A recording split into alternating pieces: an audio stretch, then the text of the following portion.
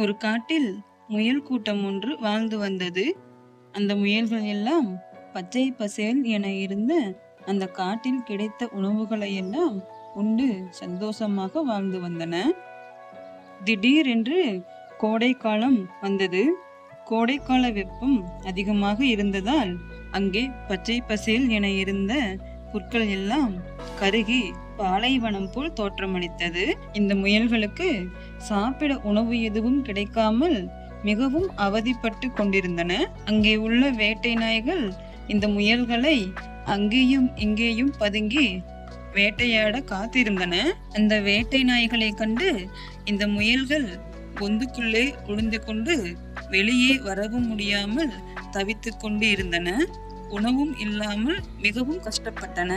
எவ்வளவு நாள்தான் இப்படியே பொந்துக்குள் ஒளிந்து இருப்பது? நாம் ஏதாவது செய்ய வேண்டும் என்று எல்லா முயல்களும் கூடி பேசிக்கொண்டு இருந்தன. அப்போது ஒரு முயல் சொன்னது, கடவுள் நம்மளையே எவ்வளவு பலவீனமா படைச்சாங்க. சாப்பாட்டுக்கும் வழி இல்ல, ஓநாய்க்கும் பயந்து பயந்து எத்தனை நாள் இப்படியே வாழ்றது? நான் போய் அந்த நதியில் குதித்து விடுகிறேன் என்று கூறிக்கொண்டே இருந்தது. அப்போது மற்றொரு முயல் சொன்னது,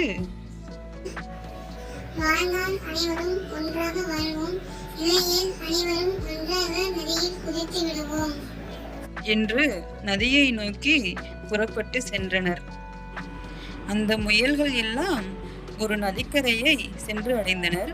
அங்கே சில தவளைகள் நதிக்கரையில் இருந்தது. இந்த தவளைகள் எல்லாம் முயல்களை பார்த்து பயத்தில் ஒன்றன் பின் ஒன்றாக நதியில் குதித்தன.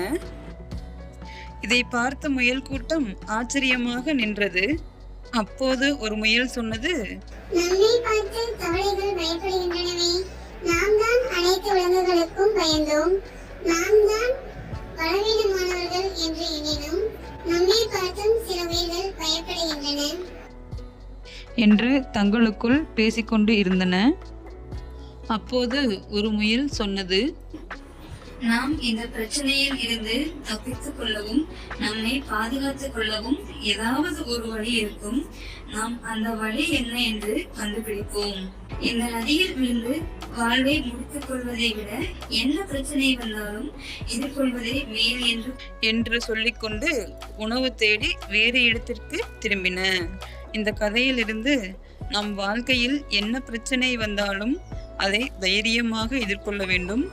எந்த தவறான முடிவும் எடுக்கக்கூடாது என்பதே. நன்றி. அடுத்த கதையில் பார்க்கலாம்.